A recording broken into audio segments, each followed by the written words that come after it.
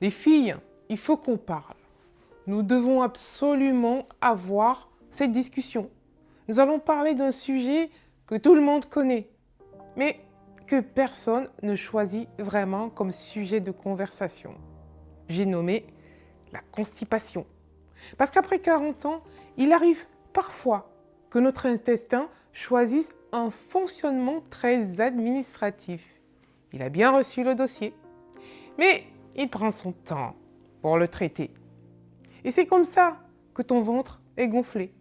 Ton pantalon te serre davantage. Et toi, tu repenses à ce que tu as mangé. Moi, j'ai une question. On est entre nous. Quand es-tu vraiment allé à la selle pour la dernière fois? Parce qu'un ventre qui paraît plus gros n'est pas toujours uniquement une question de graisse ou de ce que tu viens de manger. Il y a quelque chose que beaucoup de femmes ignorent. Tu peux aller aux toilettes et être quand même constipé.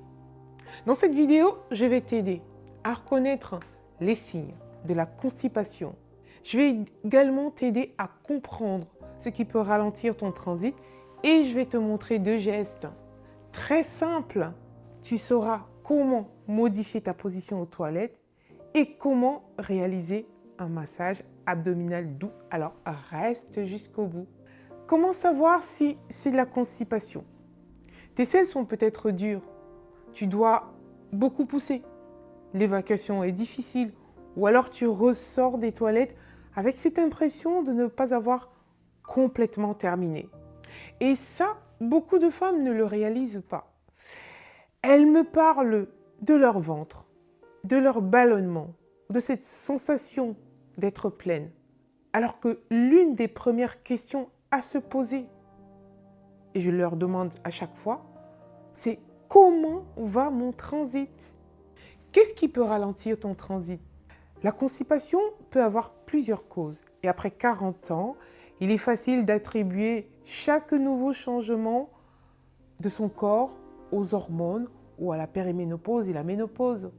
Mais avant de tirer cette conclusion, regarde aussi très concrètement ce qui se passe dans ta journée. Est-ce que tu bois suffisamment? Est-ce que tu apportes assez de fibres à ton assiette? Tu passes peut-être une grande partie de ta journée assise. Parfois, tu ressens l'envie d'aller aux toilettes, mais tu la repousses parce que tu travailles ou que tu es dehors ou tu n'as simplement pas le temps. Certains médicaments aussi ou compléments alimentaires peuvent ralentir le transit. Et chez certaines femmes, la façon dont les muscles du plancher pelvien travaillent au moment d'évacuer peut aussi rentrer en considération. C'est pour ça que moi, j'aime demander de commencer par une question. Qu'est-ce qui pourrait ralentir mon transit? Parce qu'avant de chercher une nouvelle astuce contre la constipation, il faut comprendre ce qui se passe. Si cette vidéo te parle et t'aide à comprendre des choses, abonne-toi. Commençons par 2 choses très simples, les fibres et l'eau. Les légumes, les fruits, les légumineuses, les céréales complètes et d'autres aliments végétaux apportent des fibres qui participent, eux, au volume et à la consistance des selles. Mais quand tu augmentes les fibres, ton hydratation doit suivre également. Le bilan ne se fait pas sur un repas, il se fait sur toute la journée. Est-ce que tu bois régulièrement?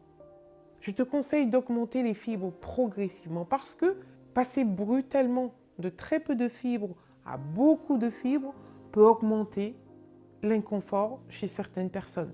Voici un point qui change tout.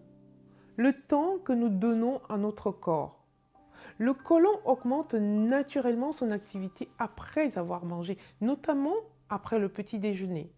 Tu peux profiter, par exemple, du petit déjeuner pour créer une sorte de rendez-vous avec ton corps. Tu bois, tu manges, tu laisses passer un peu de temps, tu laisses ton corps te guider et quand l'envie arrive, tu essaies de ne pas la repousser systématiquement. Il ne s'agit surtout pas de rester 20 minutes aux toilettes à pousser les filles. Tu donnes simplement à ton corps l'occasion de faire son travail. Parce que, devine quoi? Le corps aime aussi les habitudes. Le mouvement compte également. L'activité physique régulière fait partie des habitudes qui peuvent soutenir un transit régulier. Ça ne veut pas dire que tu dois faire une séance de sport tous les matins. Tiens, moi par exemple, j'aime commencer simplement par un verre d'eau tiède et quelques minutes de mouvement. Je marche, je mobilise mon corps, je peux faire quelques torsions confortables. Ces mouvements n'ont rien de magique. Ce qui m'intéresse, c'est de remettre régulièrement le corps en mouvement et surtout lorsque nous passons beaucoup d'heures assises. Maintenant, regardons ta position aux toilettes. Sur des toilettes classiques, nous sommes généralement assises avec les pieds au sol. Pour certaines personnes, surélever les pieds sur un petit repose-pied permet d'adopter une position plus proche de l'accroupissement et cela peut faciliter la mécanique d'évacuation. Voici ma position habituelle. Maintenant, mes pieds sont surélevés, mes genoux remontent et j'incline légèrement le buste vers l'avant. Et surtout, je ne transforme pas ce moment en séance de poussée. Si rien ne vient, inutile de rester de longues minutes à forcer. Il existe aussi un geste intéressant, le massage abdominal. Certaines études ont observé une amélioration de symptômes de constipation avec la pratique régulière du massage abdominal. Je vais te montrer le principe. Installe-toi confortablement sur le dos. Tu peux garder les genoux légèrement fléchis. Relâche complètement ton ventre. Avec une pression douce et confortable, tu vas suivre le trajet du côlon. Je commence en bas, du côté droit. Puis, je remonte doucement le long du côté droit. Je traverse le haut de l'abdomen. Puis, je redescends du côté gauche. Je peux répéter tranquillement ce mouvement pendant quelques minutes. La pression reste douce et le massage ne doit pas être douloureux.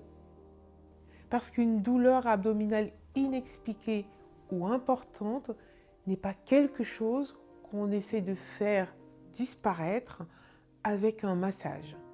Je ne veux pas que tu sortes de cette vidéo avec 15 nouvelles règles. Regarde simplement ta journée. Est-ce que tu bois régulièrement? Est-ce que ton repas t'apporte suffisamment de fibres? Est-ce que tu bouges suffisamment? Est-ce que tu respectes l'envie d'aller aux toilettes quand elle se présente? Et regarde aussi les conditions dans lesquelles tu vas à la selle, le temps que tu te donnes, ta position et lorsque c'est approprié, le massage abdominal. Alors, pris séparément, ce sont de petits gestes, mais ensemble, ils peuvent créer des conditions plus favorables à un transit régulier.